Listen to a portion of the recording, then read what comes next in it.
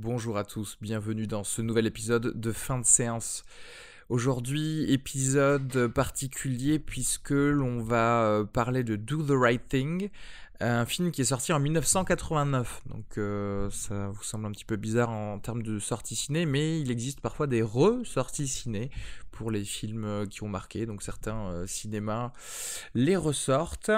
Il était question, je ne sais pas si vous vous souvenez, mais que l'on parle du film Stalker, qui est un film de 1979 d'Andrei Tarkovsky. Et il se trouve que Arnaud et moi avons justement enregistré en fait une critique de ce film, puisqu'il était ressorti le 8 juin 2016.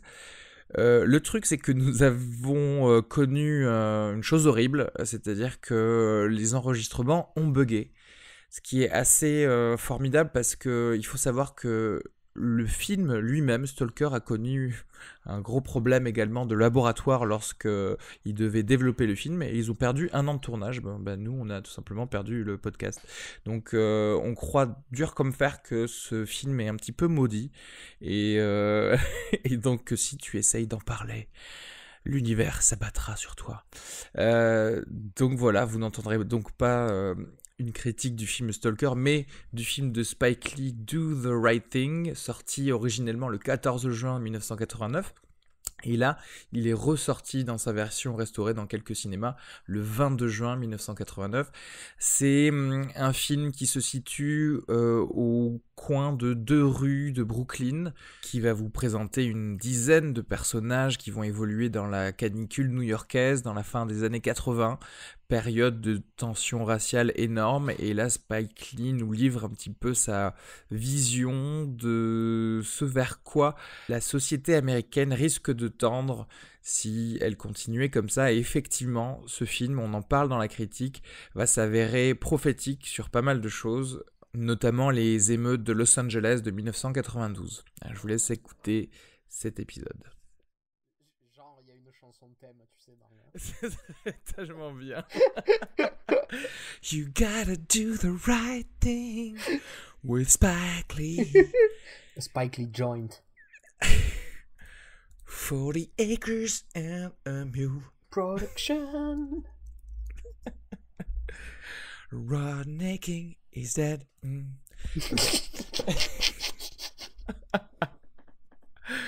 Ah là là, je pense qu'on devrait tous les faire la nuit dorénavant. le mec qui commence à dire n'importe quoi. Tu l'avais déjà vu ce film ? Ouais, je l'avais vu, mais il y a très longtemps. Et je vais te dire, je crois même que je l'avais vu en VHS, le film. Je pense que je l'ai vu dans exactement les mêmes conditions et je pense qu'à l'époque, je n'étais pas assez au fait des problèmes raciaux aux États-Unis et de tout ce qu'il faut savoir pour en fait l'apprécier vraiment dans son contexte et à sa juste valeur. En fait, il y a plusieurs choses. Déjà, jusqu'à maintenant, c'est le film le plus ouvertement politique qu'on traite. Et je pense qu'il y a plusieurs aspects au film, c'est-à-dire que je pense qu'il faut parler du film en tant qu'œuvre d'art, mais aussi en tant que document d'une culture, d'une époque. Et je crois que la première chose à dire, c'est que c'est un film très américain, parce que il y a beaucoup de films américains qui en fait sont faits pour plaire à une majorité de la planète et qui vont pas avoir énormément d'éléments de culture américaine. Tu vois ce que je veux dire ? Je vois. Ça, c'est un vrai film américain, quoi, qui parle... Tout à fait. Qui parle du contexte politico-social de cette période, c'est-à-dire fin des années 80, début des années 90. C'est vraiment, oui, comme tu dis, c'est un document presque historique en fait. C'est-à-dire que c'est comme si c'était une sorte d'instantané de ce que les gens vivaient à l'époque, et spécialement donc les minorités, les Noirs en l'occurrence aux États-Unis. Et ça se passe juste au croisement de 2 rues dans un quartier de Brooklyn. En fait, c'est presque huis clos le film. Ouais, mais c'est très théâtral, hein. C'est très, c'est presque comme une sorte il y aurait eu de la musique, ça aurait été une comédie musicale justement. Tu sais, t'as l'impression que c'est du West Side Story. Justement, c'est ça qui est drôle, parce que le film, il a été tourné en décor réel, et pourtant on dirait qu'on est sur un plateau de tournage. Totalement, La manière dont il organise ses plans, il y a quelque chose de très très construit. Et pourtant, il se dégage quand même quelque chose d'incroyablement réaliste finalement du film. C'est-à-dire, on a vraiment l'impression de passer une journée de canicule Oui, au croisement de deux rues dans le Brooklyn de la fin des années 80, quoi. c'est ça. Après, l'acting, voilà, le jeu d'acteur en tout cas au début du film, il joue pour beaucoup parce que, encore une fois, c'est très théâtral, c'est au début en tout cas. Tu sens ces espèces d'expositions de plusieurs personnages dont tu as l'impression qu'ils vont avoir un rôle, et ils ont effectivement un rôle dans toute cette histoire. Et c'est très amené comme si tu voyais une pièce de théâtre. Et après, ça devient plus ancré dans la réalité et plus cool dans, comment dirais-je, dans l'enchaînement des choses. Je sais pas si ça devient plus ancré dans la réalité. Je pense qu'on s'habitue au, Ou peut-être on s'habitue, ouais, c'est possible. qu'on s'habitue en fait au paradigme du film, quoi. C'est-à-dire que j'ai l'impression que si tu prends une scène, n'importe quelle scène à part du film, elle va te paraître assez artificielle, etc., etc. Mais c'est un film, je pense, que il met 5-10 minutes à t'exposer un peu son paradigme, et à partir Ouais. de ce moment, tu l'acceptes, tu vas Mais continuer on à y suivre, rentre. quoi. Oui, c'est possible. Ouais, c'est possible qu'effectivement, si j'avais vu n'importe quelle autre scène, je me serais dit, ah, c'est artificiel, mais qu'au final, c'est comme dans la piscine. Au bout d'un moment, tu t'y sens bien C'est ça. et tu y restes. Euh, ah, alors, c'est vrai que. Alors, moi, je vais pas être. Le fait de l'avoir revu, je vais pas être non plus extrêmement. En tant qu'œuvre d'art, en tout cas. Parce que je pense qu'il faut laisser le côté, justement, document historique pour la seconde moitié de notre propos. Parce que ça va être, je pense, l'endroit où on va le plus parler. Ouais, on est d'accord. Euh, alors, en tant qu'œuvre d'art, alors je sais pas, c'était le combienième film de Spike Lee. Je crois que c'est son 4e film, quelque chose C'était comme son ça. quatrième film. Ça reste encore dans ses balbutiements quand même. C'est Il se cherche. c'est la première période de Spike Lee, clairement. Ouais. Et il se cherche. Et c'est vrai que là, il y a quelques petites perles en termes cinématographiques. Je pense à notamment une des scènes que l'on revoit un petit peu différemment dans, pour moi, l'un de ses meilleurs films qui est La 25e heure, Mhm. où on voit plusieurs personnages qui rentrent dans une déblatération d'insultes par rapport à une autre minorité que la leur. C'est des insultes raciales, ouais. Voilà, c'est des insultes raciales et voilà, je sais pas, le coréen va, va dire Alors, en je fait, sais pas quoi sur les ce qu'il y a, hispaniques, les hispaniques ce vont qu'il y a, dire c'est ça que sur les ce flics. sont des apartés, c'est-à-dire on a 4 ou 5 plans, à chaque fois c'est un groupe ethnique un représentant d'un groupe ethnique différent qui s'adresse à la caméra et qui sort toutes les insultes racistes à propos d'un autre groupe. D'un D'une autre autre groupe ethnie, qu'on ouais. voit juste après justement sortir Sur quelqu'un des d'autre. injures raciales sur quelqu'un d'autre. Ouais, ça Et, il le refera dans la 25e heure, comme tu l'as et dit. oui, Ouais. dans la 25e heure, c'est une scène juste magistrale. Et là j'avoue que c'était très très bien mené parce que Ouais. enfin, son plan était génial. À chaque fois, il fait son travelling sur le personnage qui sort, qui déblatère ses insultes. Et c'était bien, c'était beau. Après, d'une manière générale, c'est pas, je sais pas, enfin, la mise en scène va être bonne parce que, comme tu disais, au final, il arrive à nous mettre, à nous faire rentrer dans ce qu'il a construit. Mais c'est pas quelque chose qui m'a forcément marqué, en fait. Moi, je vais Là. te dire, la mise en scène, je la trouve très belle dans le film parce que justement, il a cette manière de construire ses plans. C'est quelque chose qu'on retrouve tout le temps chez Spike Lee, c'est-à-dire que chaque plan, on dirait que c'est un monde en soi. C'est-à-dire que il fait énormément jouer le hors-champ, les personnages qui vont rentrer, qui vont sortir du champ, et la manière dont, si tu veux, les personnages se mettent à exister quand ils sont dans le champ. On a l'impression qu'ils disparaissent quand ils sont quand ils sortent du champ. Enfin, il y a quand même une chorégraphie qui peut paraître peut-être un petit peu théâtrale, mais cette manière de construire en plan séquence ces scènes et de vraiment faire jouer tous les plans du film, enfin, il y a quelque chose d'assez magistral Ouais, dans mais la mise en scène, quoi. tu penses que c'est vraiment tous les plans? Parce que moi, justement, enfin, encore une fois, là, cet exemple-là Il est assez des peu injures, découpé, hein, le c'était un film. exemple. Il est assez peu Mais découpé. oui, mais On a enfin, ouais, beaucoup alors à ce de... moment-là, des moments dans des plans séquences, mais c'est pas tout le plan séquence qui est quand même tu vois, à retenir. Après, moi, je suis d'accord, il y a des choses qui sont belles, c'est sa façon de composer parfois, mais j'ai pas trouvé que c'était la majorité des images du film. Non? Pour toi, c'était la majorité des images du film qui vraiment avaient Ouais, une espèce de cohérence comme ça. parce qu'en fait, c'est surtout cette manière de chorégraphier en fait le mouvement des gens, que ce soit n'importe quel. C'est-à-dire que dans ce film, même chaque figurant aura un peu son moment de gloire. Tu vois ce que je veux dire? Oui, Et j'ai oui, l'impression que la manière dont c'est construit, en fait, ça m'a un petit peu rappelé Dogville. oui. Mais c'est parce que c'est un film choral au final. C'est ça. Tu Non, vois. mais pour rappeler, Dogville, c'était un film de Lars von Trier, donc où il n'y avait pas de décor et où chacun faisait semblant. En fait, ce qui se passait, c'est que dans chaque plan, chaque personnage était figurant derrière et continuait à vaquer à ses occupations. Et à un moment donné, il serait sur le devant. Chaque personnage arrivera à un moment donné sur le devant de la scène et à chaque autre moment sera derrière, mais organisera le monde d'une manière différente. Et ce film, il me rappelle un petit peu ça. C'est-à-dire que quand tu regardes ce qui se passe derrière. Sur les activités des autres habitants de ce quartier, il y a toujours quelque chose qui se construit, tu vois. Et en ça, moi, je trouve que c'est de la belle mise en scène, quoi. Oui, bah après, là encore une fois, c'est bien fait, mais j'ai pas l'impression qu'il y a ça. Enfin, c'est pas qu'il y a pas ça tout le temps, c'est que ou peut-être que je me suis habitué trop vite, c'est-à-dire qu'à partir du moment où je me suis dit, ok, tu fais ça, c'est très bien. Mais tu ne m'apportes rien de plus, ou au final peut-être que je suis trop habitué à voir ça aussi maintenant, je sais pas. Mais c'est-à-dire que si tu regardes la carrière de Spike Lee, j'ai l'impression que ses films plus récents, on va dire ses films à partir de quoi, de la fin des années 90 ou quelque chose comme ça, il y a quelque chose de plus évidemment virtuose. Oui. Ici, Oui. dans la manière de jouer avec le montage. Mais en fait, ça veut pas dire que ici la mise en scène est moins intéressante ou moins riche. Tu vois ce que je veux dire? Ah non, mais je dis pas qu'elle est moins intéressante. Je dis que, enfin, je dis qu'il y a, pour moi, il y a des moments très intéressants et où tu sens la personne se créer sa patte.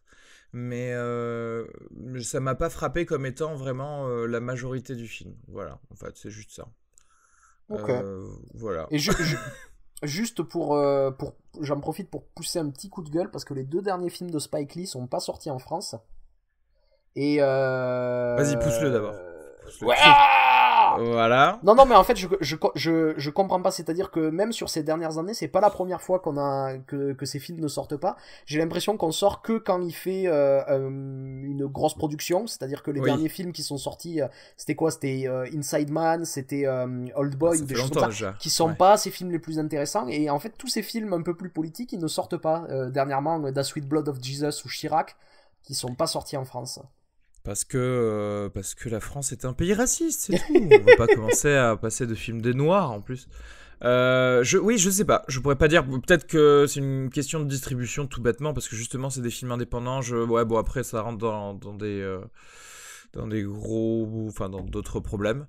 Mais ce serait intéressant de savoir si. Parce qu'ils sont sortis en DVD ou pas? Je sais pas. Ouais, bon, on regardera ça. On vous donnera les liens de téléchargement BitTorrent. Donc oui, et je suis un peu obligé également, et c'est évident, de faire le parallèle avec ce qu'on connaît en France, qui est La Haine. Et bien entendu, ce film, c'est une énorme inspiration, pour La Haine. Et alors c'est marrant parce que aussi... balbutiant lui aussi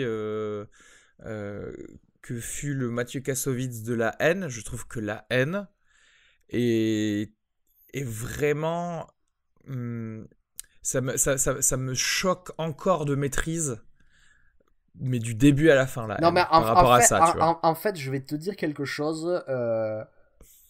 Aussi, il faut se remettre. C'est-à-dire que bon, les 2 films parlent à peu près du même sujet. Sauf que il y a une différence dans le traitement, on y reviendra un peu plus tard. C'est sûr. Mais ce qu'il y a, c'est que chacun des 2 films est extrêmement spécifique au pays. Oui, je suis totalement d'accord. Et comme c'est justement spécifique au pays, le traitement va pas être le même. Voilà. Parce que alors non, bon, mais juste pour résumer, la grosse différence, c'est que donc le film de Spike Lee, Do the Right Thing, ça nous montre une journée de canicule qui va culminer avec une émeute. Une mini-émeute dans la rue, oui. Voilà. Le film de Kassovitz commence le jour après l'émeute. Oui. Ouais. Voilà. Et non, mais c'est typique de la France aussi. C'est-à-dire que, aussi pour replacer le contexte, Do the Right Thing a été extrêmement prophétique aux États-Unis. Ah oui, ah non, ça il faut absolument. Le film date de 89. Parce que le film date de 89 et 3 ans plus tard. Et ils en font. Alors, juste pour replacer un peu le contexte, c'est-à-dire que même s'ils en font rapidement mention dans le film, donc Do the Right Thing, il y a eu un mec qui s'appelle Michael Stewart, qui était un graffeur, qui a été tué par les flics new-yorkais parce que il s'est fait poursuivre alors qu'il faisait juste des graffitis. Et bon, pour vous dire, les flics ont été acquittés et c'est là que ça a commencé un petit peu à mettre en question la brutalité policière envers les Noirs aux États-Unis. Et ça, c'était en 83. Et ils en font mention, mais très rapidement dans le film, sauf que ce film-là, Do the Right Thing, le fait qu'effectivement ça culmine à la fin par une émeute à cause de tensions raciales qui petit à petit suite au meurtre par des policiers d'un noir en fait, hein, d'un noir, voilà. Et il se passe 3 ans, non, en fait techniquement 2 ans après. La même chose, c'est-à-dire que en fait Rodney King, qui était un mec à Los Angeles, qui s'est fait tabasser vraiment jusqu'à presque la mort par des policiers de LA. Ces policiers se sont fait filmer, ça a créé une énorme tension raciale sur le moment, mais qui a été en plus décuplée lorsque justement les 4 policiers qui étaient responsables de cette baston ont été tous acquittés. Et là, clairement, il y a eu les grandes émeutes qu'on connaît ou que vous rechercherez sur Wikipédia aux États-Unis. Voilà, et ce film vraiment parle de ça avant l'heure et montre surtout, en fait, il aborde quelque chose qui est extrêmement présent mais sous-jacent dans la société américaine et qui n'est toujours pas fini puisque l'année dernière, on a eu les émeutes de Ferguson qui ont rappelé en fait que les choses n'ont pas vraiment changé depuis 12 ans. En gros, de toute façon, si t'es américain aux États-Unis, tu as une chose incroyable, genre, tu sais, 30 fois plus de chances de te faire tuer par la police, alors que si t'étais un blanc en fait, tout simplement. Ouais. Et dans les mêmes, c'est-à-dire que là on prend en compte en plus la pondération de la population. C'est genre vraiment si t'es noir et si t'es blanc dans un même contexte, et si t'as une banane dans la main ou si t'as quelque chose qui pourrait ressembler à un gun alors que t'en as pas, bah t'auras plus de chances de te faire tuer, tu vois. Ouais. Si t'es un noir. Et ça existe toujours aujourd'hui. Et justement les émeutes de Ferguson, c'était à la suite de un mec qui s'appelait Gardner, je crois, c'est ça. Je sais plus comment il s'appelle, mais en tout cas il s'est fait tirer dessus par des policiers alors qu'il n'était pas armé. Oui, voilà. Ah non, oui, non, là, pardon, ça c'était encore autre chose, parce qu'il y a eu aussi l'autre gars qui s'est fait justement, qui est mort exactement comme Radio Raïm dans ce film, ouais. Qui en gros était dans la rue, qui a voulu écarter des gens qui se battaient, tu vois, donc c'était le bon dans cette histoire, le good guy et finalement les flics arrivent et ils lui font une clé de bras et ce mec meurt, en fait, tout simplement, sur le trottoir. Et voilà, encore une fois, c'est sûr que aux États-Unis, c'est toujours pas quelque chose de terminé. Ça a définitivement donné aussi l'esprit des tensions raciales, tout ce qui est Rodney King pendant les 20 années qui ont suivi, parce qu'au final maintenant tout le monde fait référence à justement au fait de se faire filmer et de faire filmer ces arrestations de noirs américains pour se protéger. Mmh. On en est là en fait chez eux. Donc effectivement, c'est toujours un problème, genre tu sais, on a le mec qui souligne que le racisme existe encore, c'est ce qu'on disait tout à l'heure. Oui, il faut le savoir, hein. On n'y croit pas hein, quand on vit dans le 16e comme nous, mais vraiment. Et ce film totalement prophétique parce que dans les mêmes circonstances, on se rend compte que 2 ans après, c'est exactement ce qui a fait exploser le pays en fait. Ouais. À ce niveau-là. Et en fait, c'est ça que je trouve extrêmement intéressant avec ce film, c'est-à-dire que quand et je me souviens la première fois que je le regardais, vraiment pendant une grande partie du film, t'as l'impression plutôt d'une comédie. Tu vois, c'est assez léger comme film, c'est assez anecdotique même, tu vois, c'est-à-dire c'est vraiment un film qui va te raconter des anecdotes sur la vie dans un quartier de Brooklyn à cette époque-là. Et lorsque le film culmine par cette petite émeute à la fin, par ce meurtre d'un noir à la fin, en fait tu te rends compte que justement tout le propos du film c'est d'expliquer que ces comportements-là peuvent s'expliquer par l'anecdote en fait finalement, en essayant d'expliquer quelle est la vie dans ces quartiers-là, comment tout ça s'organise et d'où naît cette tension et là parce que en fait c'est surtout ça parce que il faut à l'époque je crois qu'il a 30 ans quand il fait ce film Spike Lee, et on se rend compte qu'il est quand même d'une maturité intellectuelle assez ahurissante quoi. Enfin parce que c'est un film qui est pas du tout manichéen. Oui, très très nuancé. Et d'ailleurs, la toute fin où on a 2 citations très importantes. Ouais. L'une de Martin Luther King qui en gros prône la paix, tout simplement justement dans les communautés en soulignant que la violence ne ferait qu'appeler la violence et que si on veut justement mettre un terme à toute dissension socio-raciale, ce sera que justement en se serrant les coudes, tu vois, enfin Martin Luther King quoi. Et celle juste d'après, Malcolm X qui se dit oui mais alors tout bien sûr il le dit, alors, non pas que je prône la violence mais la self le self défense si tu veux en tant que noir qui se ferait attaquer, je ne l'appellerais pas la violence pardon d'un noir qui se ferait attaquer envers ses attaquants ne serait pas du self-défense, je dis n'importe quoi, voilà. Je reprends, bonsoir. Il disait que la violence pour quelqu'un qui ne fait que se défendre ne serait même pas considérée comme du self-défense, mais de l'intelligence. Parce que tout simplement, à un certain moment, tu ne peux pas continuer ta vie en gros en encaissant tout le temps les attaques sur ta minorité, en ne faisant rien, parce que si tu continues, il ne se passera toujours rien. Voilà, mais ce qu'il faut dire, et c'est en ça que c'est une œuvre d'art et pas un article de journal, c'est que je vais faire un parallèle avec un film récent sur le même sujet qui est sorti et que je trouve beaucoup moins bien, c'est Fruitvale Station de Ryan Coogler. Et en fait ce qu'il y a c'est que le Fruitvale Station est un film extrêmement manichéen, c'est-à-dire que pendant tout le film on nous montre un type qui va être victime de violences policières et mourir, et on nous le montre grosso modo comme Jésus-Christ revenu sur terre. Le mec trop sympa, voilà. Tout de suite c'est le protagoniste le plus génial du monde. Et en fait ce qui se passe c'est qu'à la fin forcément tu vois c'est une injustice, t'es contre ça, etc.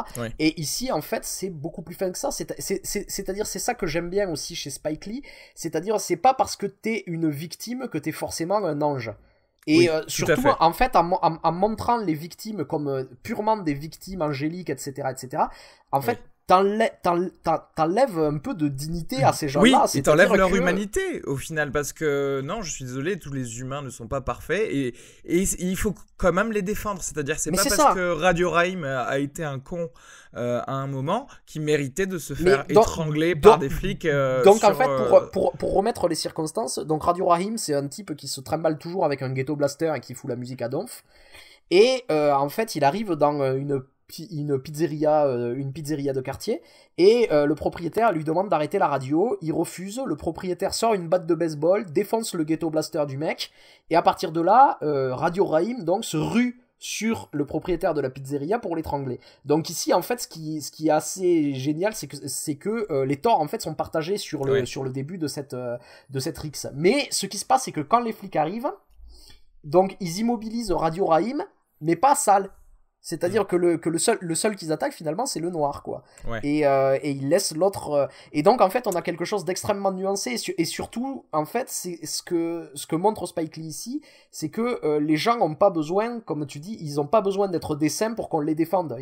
On doit les défendre juste parce que ce sont des êtres humains en fait quoi. Tout à fait. Et c'est cette nuance-là qui est intéressante. Et justement, ce qui est aussi très intéressant, c'est qu'au final, son propre rôle, le rôle que joue Spike Lee, parce que Spike Lee joue un personnage dans ce film, est censé être un peu le pont, en fait, entre les blancs et les noirs dans ce film, puisque c'est le livreur de la pizzeria, où donc vivent les seuls blancs que tu vois, en fait, à part les flics, bien sûr, dans ce film. Et donc Spike Lee est noir. Le fait est que il passe pour un peu le gentil pendant tout le film, et juste après la mort de Radio Haim, c'est lui qui va mettre le feu aux poudres en défonçant la vitrine de la pizzeria avec une poubelle, et c'est lui qui enclenche l'émeute en fait. Mais en fait il y a deux choses à ce moment-là quand même, parce que là aussi c'est assez complexe ce geste qu'il fait. Ouais. Alors on en revient au tout début du film, il y a un personnage qui est un peu un avatar de Martin Luther King dans ce film, qui est un vieil homme qui doit avoir, je sais pas, 65-70 ans, tu vois, quelque chose comme ça, qui est noir, et en fait qui essaie d'apporter la paix un peu dans ce quartier, quoi. C'est-à-dire à plusieurs moments. Et au tout début du film, il interrompt Spike Lee, enfin le personnage de Spike Lee, et il lui dit « Attends, j'ai quelque chose à te dire, il faut que tu fasses la bonne chose. You must do the right thing. » Ouais. Il lui dit ça au début. Et à la fin du film, donc, il y a le personnage de Mookie qui prend la poubelle et qui la jette dans la vitrine, et ce qui démarre l'émeute. Mais à ce moment-là, il y a quelque chose d'assez qu'il faut souligner, c'est que juste avant qu'il fasse ça, il y a la tension qui monte un peu, en fait. C'est-à-dire que tout le monde s'agglutine autour de Sal et en fait l'accuse d'être le responsable de la mort de ce garçon. Du coup, ça peut partir en deux choses en fait. Non, alors là c'est-à-dire que à ce moment-là, on sait qu'il y a quelque chose qui va exploser, et ça peut être soit contre Sal qui va être lynché, soit contre sa pizzeria. Et en faisant ça, Mookie quelque part, il sauve aussi Sal. Oui, c'est-à-dire qu'en fait tu te dis soit ça part en lynchage, soit tu canalises toute cette haine, toute cette violence latente là et grandissante vers la pizzeria, qui est un peu le symbole de les blancs chez les noirs, quoi. Mais parce que en fait c'est ça, c'est qu'il y a une différence quand même énorme entre les deux actes, c'est-à-dire que d'un côté il y a un homme qui est mort, et de l'autre il y a un restaurant qui est détruit. Oui. Donc en fait quelque part là on arrive à cette citation de Malcolm X où on a une violence justifiée en fait. Ouais. C'est-à-dire que s'ils s'étaient attaqués à Sal, s'ils avaient tué Sal, là il y aurait eu quelque chose de gênant. Oui. Mais et il faut parler de deux autres personnages, parce que autant tu as dit effectivement le vieil homme était le pendant de Martin Luther King, mais il y a également aussi le pendant de Malcolm X, Bugging Out. Exactement, qui joue Gus dans Breaking Bad. Et Giancarlo Esposito, ouais. Et ce mec-là s'énerve parce que dans la pizzeria de Sal, il n'y a que des Italo-américains qui sont encadrés sur le mur, c'est-à-dire Frank Sinatra, je sais pas, Joey Pepone, des choses, des Italo-américains, parce que voilà, le mec est Italo-américain, il a une pizzeria, il encadre les photos qu'il veut sur son mur. Mais son discours, comment il s'appelle ce personnage ? Bugging Out. Bugging Out, ouais. Son discours, c'est oui, mais vous vendez à des Afro-Américains, vous vendez à des Noirs. Quand est-ce que vous allez mettre un Noir ici ? Et en fait, c'était ça un peu son cheval de bataille. C'est lui qui a un peu initié tous ces problèmes, d'ailleurs, puisqu'il a amené Radio Raïm justement à aller chercher la merde chez Sal à la fin. C'était pouvoir avoir une sorte de représentation sur ce mur. Ouais. Et l'autre personnage, le dernier, c'est une sorte de demeuré, d'handicapé mental qui veut absolument vendre des photos pendant tout le film, vendre une photo de Martin Luther King et de Malcolm X à tout le monde pour $2. Et il y a une superbe scène où tu comprends que malgré les choses, comment dirais-je, qui peuvent prôner la non-violence dans ce film, on rejoint encore plus Malcolm X. Et justement, c'est cette scène qui, pour moi, va éclairer le fait que quand Mookie a défoncé la vitrine de la pizzeria, c'était un acte presque protecteur, finalement. Plutôt qu'un simple acte de violence qui n'a pas de sens. C'est que lorsque la pizzeria est en flammes, lorsque tout a été détruit, on a cet handicapé mental qui va enfin coller la photo de deux noirs sur le mur de la pizzeria où il n'y avait que des blancs. Et voilà, et ces deux noirs, c'est Martin Luther King et Malcolm X. Et Malcolm X. C'est-à-dire que même dans la photo, il y a toujours cette dichotomie, cette nuance aussi, les deux versants de ce que tu peux faire, le do the right thing, quoi.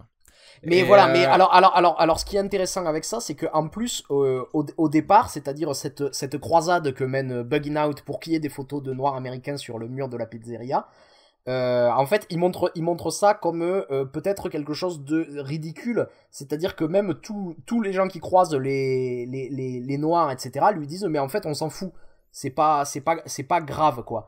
Ouais. Et à la fin du film, en fait, justement en montrant ce dernier acte de mettre les photos à ce mur, en fait tu te rends compte que au-delà du symbole, c'est quand même le fait, en fait, d'être accroché au mur parce que c'est un quartier noir et que ça fait partie de là, il y a quand même une allégorie des États-Unis, c'est-à-dire de donner à des gens qui appartiennent à l'histoire de l'Amérique la place qu'ils ont de droit. Et ça m'a rappelé énormément quelque chose qui s'était passé en France il y a quelques années. C'est-à-dire que Nicolas Sarkozy, qui en loupe jamais une, était allé faire un discours au Sénégal et en fait avait dit aux gens le problème de l'homme africain, c'est qu'il n'est pas rentré dans l'histoire. Voilà. Ouais. Alors ça avait été un tollé et ensuite il avait expliqué mais non, mais voyons, c'est pas moi qui le dis, j'ai repris juste une citation d'Aimé Césaire. Bon, alors là c'est intéressant justement de voir ce qu'avait dit Aimé Césaire, c'est que la citation d'Aimé Césaire c'était laisser rentrer l'homme africain dans l'histoire. Oui. Ce que redit Nicolas Sarkozy, c'est vous n'êtes pas rentré. Donc, d'un côté, Aimé Césaire dit c'est que en fait. C'est ça, c'est que l'homme africain n'est pas dans les livres d'histoire parce qu'on refuse de les inscrire. Oui, c'est ça, c'est un problème d'historiographie, c'est un problème d'écrire l'histoire maintenant. C'est ça. Et pas parce présence dans l'histoire. Mais c'est ça. Et en fait ici c'est ce problème-là aussi qui est créé avec ça parce que à plusieurs moments Spike Lee rappelle quand même la position particulière des noirs américains dans la société. Notamment, il y a quelque chose qui est assez intéressant, et il y revient plusieurs fois, c'est que on est dans un quartier noir et tous ceux qui possèdent des magasins dans ce quartier ne sont pas noirs. Oui. Ce sont des blancs, des coréens, ce sont pas des noirs. Et là, en fait, il rappelle quelque chose à propos des noirs aux États-Unis. Et pour ça, j'aimerais revenir en fait au nom de sa société de production. C'est-à-dire que le nom de la société de production de Spike Lee, c'est 40 Acres and a Mule. 40 hectares et une mule. Et en fait, ça, c'est ce qui avait été promis aux Noirs américains à l'abolition de l'esclavage, en compensation des années d'esclavage, et pour qu'ils aient un patrimoine pour pouvoir commencer en fait à faire partie de la société. Pour chaque affranchi, on devait donner ça. Voilà, sauf que ça n'a jamais été fait. Et en fait, ici, il rappelle quelque chose, c'est-à-dire que les Noirs américains aujourd'hui descendants d'esclaves ont jamais eu le loisir en fait d'accumuler un patrimoine à cause de ça, des richesses, ouais, c'est ça, à cause de l'esclavage. Et ça parle aussi en creux d'autre chose, c'est que pour un Noir aux États-Unis, en fait, c'est dur d'obtenir un crédit pour ouvrir un commerce, tu vois. Et donc, en rappelant cette position-là, c'est-à-dire que les positions de leadership, les positions dominantes sont tenues par des non-noirs.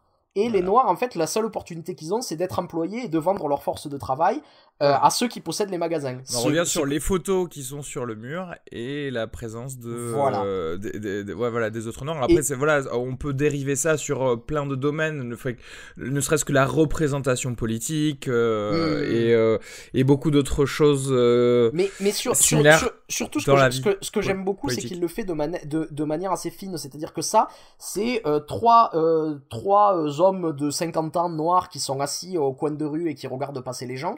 Ils parle de ça à un moment donné, mais grosso modo, en fait, après, il s'accuse l'autre, il lui dit, mais de toute façon, t'es trop flemmard pour avoir un magasin voilà. comme ça, et moi, je vais donner mon argent aux Coréens parce que j'ai envie de donner mon argent aux Coréens.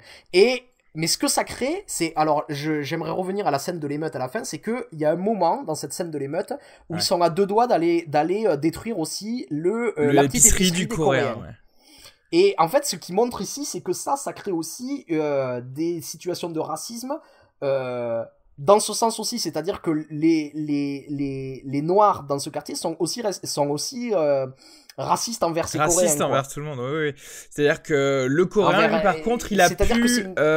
même si c'est un immigré, et il le dit, tu sais, bon, après, il le dit aussi pour pas se faire défoncer son épicerie, mais il a raison de le dire, en tant qu'émigré, il est noir. Il dit, non, mais je suis noir, je suis comme vous, je suis noir. Oui. Ce qui est vrai dans le sens où c'est un immigré dans le pays et qui n'est pas considéré comme ayant le loisir d'avoir une position de force, en tout cas dès son arrivée. Ouais. Ceci dit, par rapport au noir, il a choisi d'être là et il peut commencer à accumuler des richesses dès maintenant, si tu veux, parce que lui, encore une fois, n'a pas subi l'injustice d'avoir participé aux richesses du pays tout en n'ayant rien eu en retour et au final d'être forcé à avoir encore le même travail, c'est-à-dire de participer aux richesses pour quelqu'un d'autre, comme les Noirs. Ouais. Et bon, oui, là pour le coup, c'était un petit peu le clin d'œil à ça, mais pour aussi singulariser la place des Noirs aux États-Unis, auquel s'est ajouté justement en plus après la ghettoisation et les plus gros problèmes encore socio-économiques. Oui. Et donc aussi, j'aimerais dire que ce film, il arrive aussi à un moment donné où dans la culture noire américaine, il y a un mouvement contestataire qui est incarné par le rap, notamment. Et c'est-à-dire que pendant tout le film, on entend la musique de Public Enemy en fait qui traite de ces sujets-là. Et en fait, à plusieurs moments, ils reviennent dans le film sur la musique noire américaine. Et comme instrument de contestation justement, que ce soit dans le rap ou même le jazz d'une autre manière, qui déjà en fait faisait partie de ce mouvement de contestation. Et surtout en fait, en faisant ça, il y a Spike Lee qui rappelle que l'art est aussi un instrument de combat pour essayer de combattre ces injustices, de sensibiliser en fait à ce qui se passe à ces endroits-là. Et on voit clairement que c'est là où Spike Lee veut se situer avec ce film, quoi. C'est-à-dire que il fait un film, comme j'ai dit au début, qui paraît une petite comédie légère, anecdotique, etc., mais derrière, en fait, c'est un propos extrêmement sérieux, extrêmement politique qui est développé, quoi. D'ailleurs, le choix de la chanson de Public Enemy qui repasse plusieurs fois n'est pas là non plus anodin, puisque en fait, justement, dans cette chanson, à un moment, il parle d'Elvis et du fait qu'Elvis ait volé, entre guillemets, la musique des blues noirs américains. Et on en revient à exactement ce que tu disais, c'est-à-dire qu'en gros, le blanc va pouvoir s'approprier la forme d'art de quelqu'un, mais y enlever la volonté contestataire. Et va l'utiliser qu'en termes commerciaux, mais va oublier que justement l'art c'est aussi fait pour communiquer et parler et soulever des problèmes justement. Et donc bon, j'aimerais rappeler parce que le rap ça a été un mouvement musical mais qui s'est aussi retrouvé dans le cinéma. Alors Spike Lee justement ça a né l'exemple le plus célèbre, mais il y en a eu d'autres. On pense à John Singleton qui avait fait Boys in the Hood par exemple, qui incarnait ça aussi, les frères Hughes qui avaient fait Menace to Society. Et ce qui est intéressant, c'est que ce qui s'est passé dans le cinéma, c'est ce qui s'est passé aussi dans l'industrie de la musique, c'est que ça a été repris justement par la grosse industrie pour en enlever tout ce qui était contestataire. Si tu regardes la carrière de Singleton, c'est-à-dire il a fait des films très très poétiques, très politiques, après il a fait Poetic Justice ou Rosewood, etc. Et au bout d'un moment, il a abandonné et il s'est mis à faire Fast and Furious, je sais plus lequel, il a fait plusieurs choses comme ça. Les frères Hughes, la même chose, et Spike Lee navigue entre les deux. Mais j'aimerais revenir quand même à quelque chose, c'est que tout en naviguant entre les deux, les films politiques de Spike Lee sortent pas en France. Ouais. Et c'est quand même... Ouais. Là encore, il faudrait qu'on se renseigne, mais il faudrait qu'on sache aussi à quel point justement les films de Spike Lee, ne serait-ce qu'aux États-Unis, ont de la distribution ou non. Mais tu vois, autant venant de Spike Lee, moi je lui accorde totalement de faire des films comme Inside Man, etc. Parce qu'au moins, si tu veux, tu sens qu'il y a un artiste, tu vois. Non, mais en plus, il Derrière, les fait bien, c'est pas ce que oui, je veux c'est dire. ça. Mais ce que je veux dire, c'est que tu vois, tu n'es pas obligé de faire de toute ton œuvre Ah non, non, non, une œuvre politique. j'ai pas dit ça, mais je dis que pour moi, c'est plutôt un problème de distribution. C'est-à-dire que quand il fait un film politique, Non, les je veux films dire, sont je le moins mets distribués. quand on le met en parallèle justement avec des gens comme Singleton, tu vois. Ouais, ouais, ouais, Où ouais. là, genre, lui, il a totalement vendu son âme. Dans le Ouais. sens où, enfin voilà, genre, il a fait les pires Fast and Furious, quoi. Le mec, tu sais. Oui, en plus, c'est dommage parce que ses premiers films sont vachement bien quand même, Oui, à oui. Singleton. Bah ouais, bah, mais après, voilà, on en revient toujours au fait que bah, c'est pareil pour les rappeurs aussi. D'ailleurs, Ouais, ouais. vous pourrez regarder un film comme Straight Outta Compton, qui est un super film qui parle du groupe NWA, justement, Niggers with Attitude, avec des gens comme Ice Cube, Eazy-E, etc. et Dr. Dre d'ailleurs, mais qui parle justement d'un rap contestataire et qui se faisait bannir du Capitole, alors que normalement les États-Unis c'est vraiment l'endroit où le premier amendement, le droit d'expression, est absolument roi. Et pour finir par aujourd'hui ce qu'on connaît d'espèces de gangsta rap qui n'a plus vraiment une vraie contestation politique quelle qu'elle soit en fait. C'est juste pour montrer du bling bling et c'est tout. Et ensuite j'aimerais aussi revenir sur le personnage de Sal, donc le propriétaire de la pizzeria dans Do the Right Thing, parce que ce qui est intéressant avec lui, c'est que c'est pas un type qui est ouvertement raciste.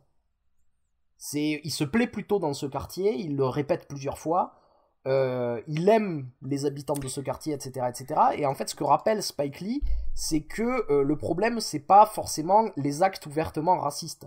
C'est le racisme institutionnel, institutionnalisé. Cette manière, en fait, justement, de considérer un groupe ethnique comme étant inférieur dans la société, comme devant être les employés plutôt que les employeurs. Enfin, c'est ça que j'aime beaucoup, c'est cette finesse que j'aime beaucoup dans le film. C'est-à-dire qu'il va pas pointer un problème facile, en fait. Tu vois ce que je veux dire?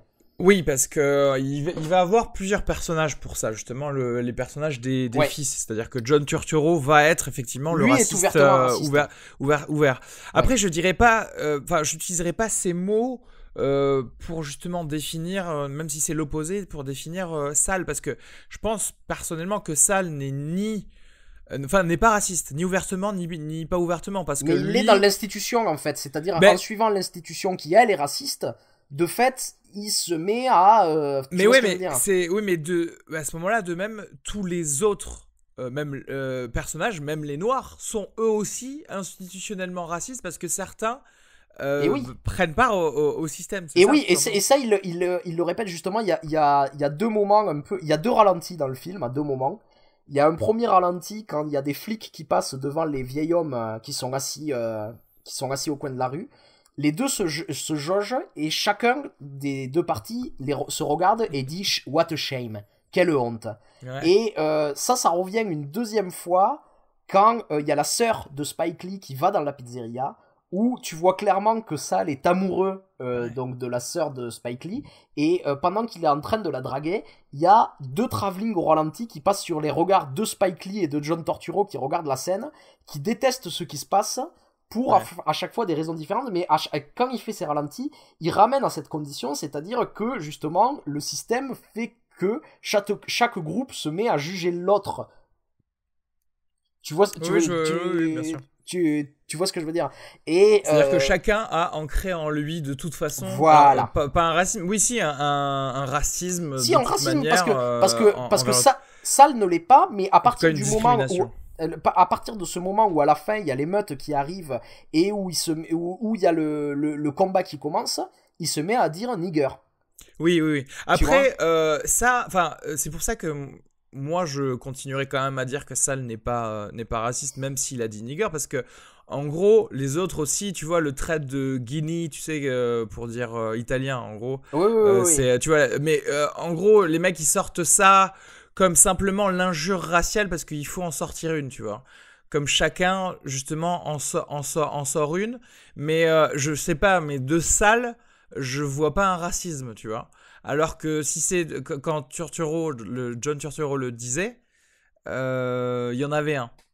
Tu Mais oui, vois, oui, même oui, non, si aujourd'hui c'est beaucoup plus difficile à vendre ça comme. mais toujours c'est pareil, parce que aussi, ce que j'aime beaucoup dans le film, c'est que donc le film il se termine pas exactement sur l'émeute. On a un petit peu du lendemain, et notamment il y a une très belle scène, une conversation entre Sal et Spike Lee. Donc Spike Lee qui vient pour réclamer son salaire qu'il n'a pas encore perçu. Et là, il y a une discussion assez tendue entre les deux, où en fait, Sal au départ ne veut pas le payer en disant que, grosso modo, il a détruit sa pizzeria et qu'il n'avait pas à le payer. Et finalement, il arrive à se faire payer. Et en montrant cette dernière discussion après, surtout ce que rappelle Spike Lee, c'est que cette explosion de violence n'amène pas à une fin. Et comme le rappelle Samuel L. Jackson, qui fait le programmateur de la radio locale, c'est aujourd'hui il va faire encore plus chaud qu'hier. Ouais. C'est-à-dire que la canicule dans ce film, elle est de toute façon un symbole des tensions raciales. Et ce qui rappelle, c'est qu'après cette explosion de violence, la température ne redescend pas. Elle continue à augmenter. C'est-à-dire que de toute façon, tant que t'as pas résolu les problèmes de fond, c'est pas une explosion de violence qui va changer quoi que ce soit, quoi. Et puis, alors je sais pas, il y a peut-être l'allégorie de la guerre civile, tu vois, la pizzeria est détruite après la guerre, mais le mec ne voulait pas justement le payer. Au final, payer les noirs de ses 40 acres et sa mule, tu vois. Mais oui, mais je crois qu'il y a quelque chose comme ça, parce que de toute façon, en ramenant dans ce film les noirs toujours à une situation d'employé, il rappelle un petit peu que cette idée d'esclavage, il y a une continuité dans la société actuelle. Parce que, encore une fois, personne, à la limite, la seule personne qui, et d'ailleurs c'est super, je réalise que c'est extrêmement représentatif de ce qui se passe aux États-Unis. La seule personne qui peut-être possède un établissement quelconque et qui est noir dans ce film, c'est Samuel Jackson qui possède sa radio. Ouais. Et tu te dis, en fait, il n'y a que par l'art et la musique que les noirs peuvent exister, en fait. Et voilà, il y a une conversation entre John Turturro et Spike Lee à un moment où il lui dit le problème en fait c'est que toutes tes idoles sont noires mais que t'arrives pas à nous donner la place qui nous revient de droit dans notre société. Enfin il le dit pas d'une manière aussi lourde mais c'est ce qu'il dit quoi. C'est exactement, c'est plus ou moins ce qu'il dit, ouais. Et Turturro de répondre parce que comme il est raciste, non mais tu comprends, c'est Magic Johnson, Prince, Eddie Murphy, mais ils sont pas noirs. Ils sont plus noirs et parce qu'ils ont du succès, du coup ils sont plus noirs. Ouais. Et ça a souvent été comme ça. Et d'ailleurs, justement, ce qui a suivi l'émeute après Rodney King et les tensions raciales qui ont encore existé pendant toutes les années 90 aux États-Unis, c'est le fameux procès d'O.J. Simpson, où justement O.J. Simpson, pour le coup, a très probablement tué sa femme et l'amant de sa femme, mais a surfé sur justement les tensions raciales aux États-Unis et le fait que quand tu as du succès, tu n'es plus noir. C'est-à-dire qu'en gros, tu n'as plus les préjudices que la société américaine abat sur toi. Tu deviens leur célébrité et donc tu deviens intouchable. Et il y a un peu toujours c'est le même truc. C'est-à-dire que la seule façon pour un noir de s'extirper de cette condition de minorité tout le temps matraquée par les institutions, c'est de devenir riche, le plus riche possible. Et en fait, pour en revenir au gangsta rap, etc., les débuts de ça sont encore valables parce que justement, tu n'avais que comme issue de ne plus être noir, entre guillemets, que de devenir riche. Sauf que bon, maintenant, tu vois, on ne fait que parler de ça sans la substance derrière. Mais voilà, enfin, tout est lié à ce niveau-là. Et bon, je pense que ça va rester comme ça pendant quelques temps. Et donc, aussi, ce qui est marrant, c'est que cette lutte dans le film entre, d'un côté, Martin Luther King et Malcolm X, elle est incarnée à plusieurs moments. Notamment, il y a une superbe scène où, en fait, Radio Raïm parle de la lutte entre l'amour et la haine, en montrant des points américains avec l'un sur lequel il est marqué Love et l'autre où il est marqué Hate. Et où, en fait, il parle que la vie est une lutte entre les deux, mais qu'à un moment donné, c'est toujours l'amour qui gagne. Qui gagne, ouais.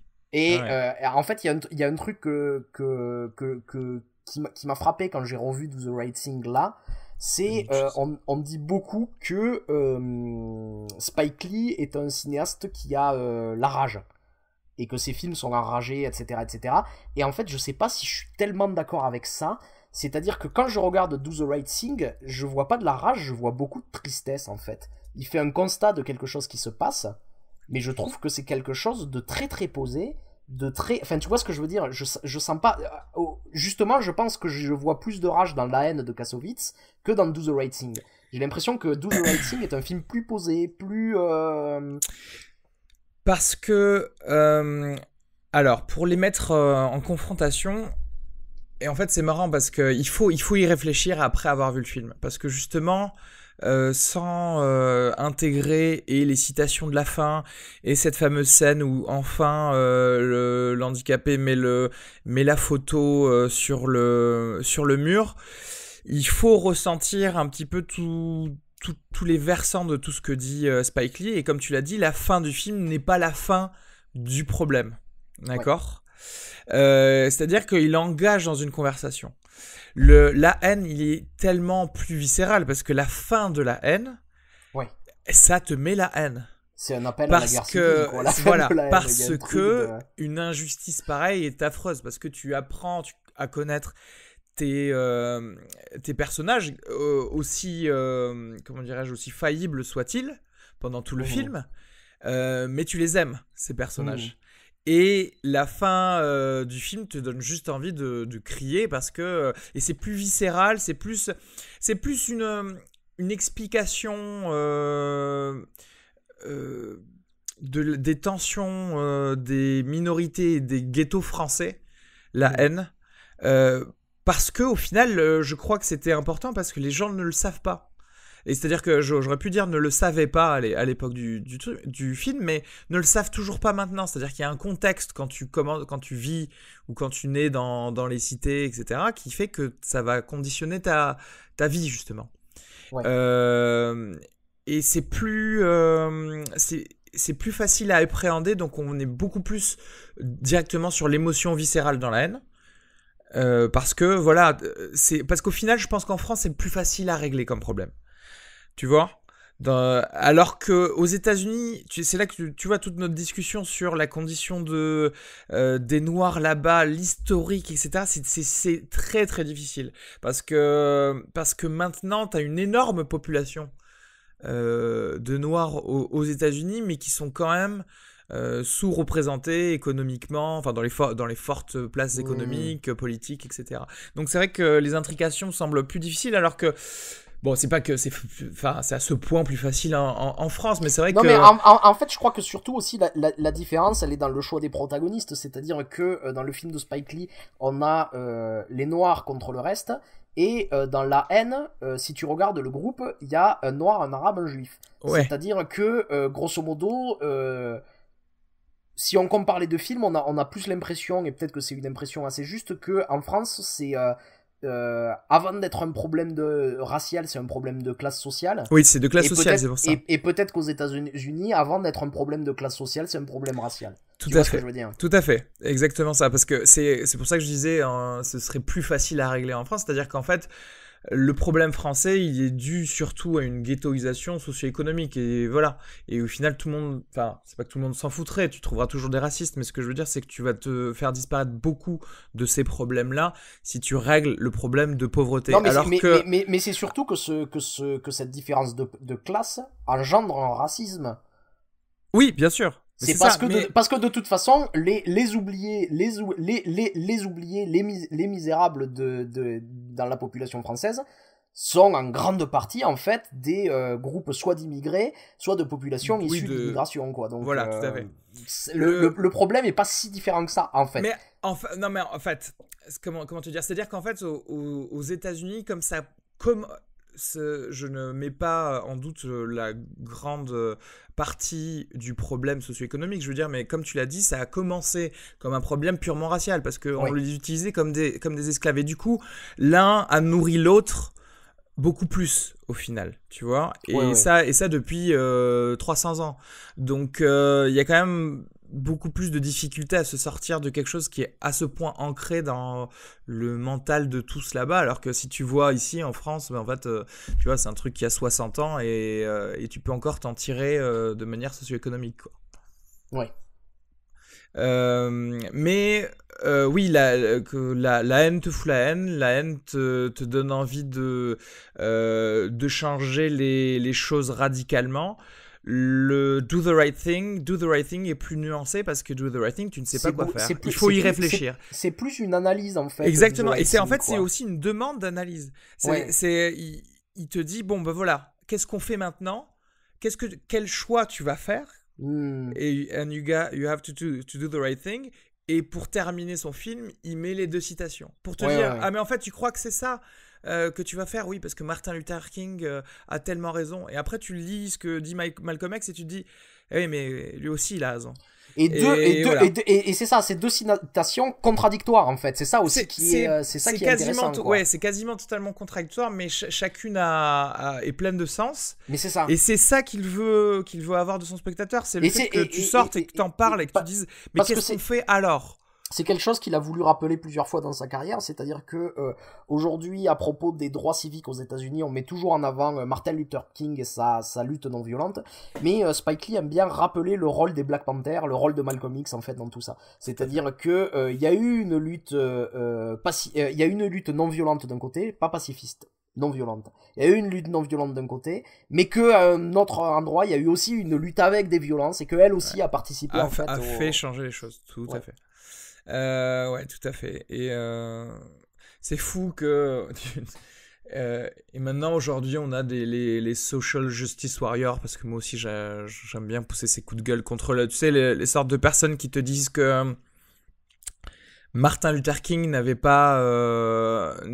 pas assez de monde dans son speech de I Have a Dream, parce que tu vois, il parlait que des noirs et des blancs, et il aurait dû parler des hispaniques, des gays, des trans, etc. Tu vois, à partir du moment aujourd'hui où même Martin Luther King est quelqu'un qui discrimine les gens, c'est que t'as perdu dans tous les cas. Et justement, le gros problème aujourd'hui, ça va être sur un peu trop de forme des choses. Sans une réflexion sur le fond, parce que comme tu parlais de Fruit Valley Station, alors qui est tiré d'une histoire vraie, donc si tu veux contrairement à Do the Right Thing oui, c'est ça qui mais après le gars il était vraiment sympa aussi, tu vois, donc, mais contrairement à ce film qui alors au final ça reste de la forme, parce que à quoi ça sert de faire ton film sur ok, ce mec a subi une injustice énorme, il avait rien fait, il a été tué. Ok, mais à quoi tu nous fais réfléchir quand tu fais ton film? Au fait qu'il y a de l'injustice, on le sait déjà. On le savait quand justement ce mec est passé normalement dans les journaux et quand on a parlé de ça.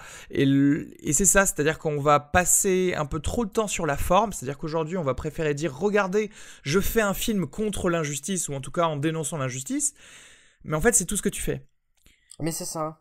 Et tu ne suscites aucune discussion, il n'y a pas de piste, tu n'as pas fait tes lectures justement. C'est ce que Turturro adore dire dans ce film. Non, I read, ok? Oui. Et donc forcément tu fais ça presque pour ta gloire personnelle. Mais je prends la valeur morale parce que je suis quelqu'un de socio-conscient, parce que je fais un film pro-minorité, mais en fait tu fais pas vraiment un film pro-minorité, tu fais juste un film qui va te permettre d'avoir peut-être un Oscar, ou un film qui va te permettre de faire des Fast and Furious après. Mais non, mais c'est ça, c'est en fait c'est pour ça que je disais que je pense que Spike Lee était finalement un cinéaste assez posé, c'est que en fait ces films sont intelligents, quoi. Enfin, quand tu vois Do the Right Thing, vraiment cette absence de manichéisme, cette volonté d'essayer de dépeindre la réalité telle qu'elle est et pas telle qu'on la fantasme, cette manière qu'il a de parler de ça, en fait c'est quelque chose qui me touche énormément, quoi, vraiment. C'est beau ce que tu dis. Non, mais voilà, parce que c'est vrai que comme tu dis, on en voit beaucoup de films qui essaient de parler de ce sujet et on a l'impression qu'en fait finalement là, à la fin le film a essayé de m'imposer, finalement c'est des films de propagande quoi, c'est-à-dire on essaie de m'imposer plutôt que d'essayer de me faire réfléchir sur la condition des Noirs aux États-Unis, et quels sont justement, parce que voilà, en parlant tu te rends compte que ce film présente aussi toutes les afférences de ce problème. Ouais. Et pas juste regardez, je vous raconte une anecdote, un fait divers triste. Ouais, bah ok, d'accord, bah c'est la vie, mais voilà. ça nous fait pas avancer plus que ça. Ouais. C'est une ressortie intéressante, mais bon, le problème c'est que intéressante et clairement pertinente. Le problème c'est que voilà, justement, non seulement les mecs ne sortent pas ces films les plus récents, mais aujourd'hui les ressorties, il y a pas tant de cinéma que ça qui les font. Mais heureusement, il y a des podcasts pour en parler.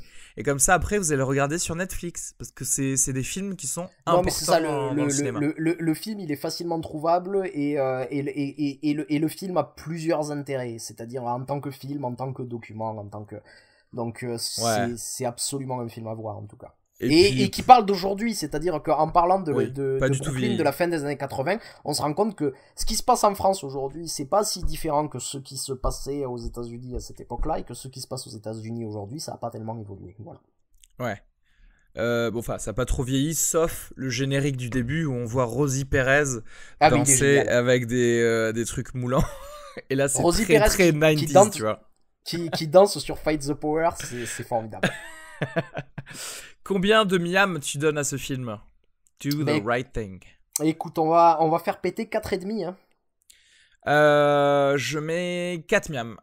Ce qui lui fait une très bonne moyenne de 4,25 miam. En tout cas, c'est à voir, quoi, absolument. Oui, c'est à voir. Wow. Clairement, c'est à voir. Ne serait-ce que pour voir justement tous les acteurs que vous connaissez maintenant, parce que vous les avez vus dans des milliers de films et dans des milliers de séries, mais qui à l'époque étaient encore pas des jeunes premiers, mais en tout cas des débutants pour certains.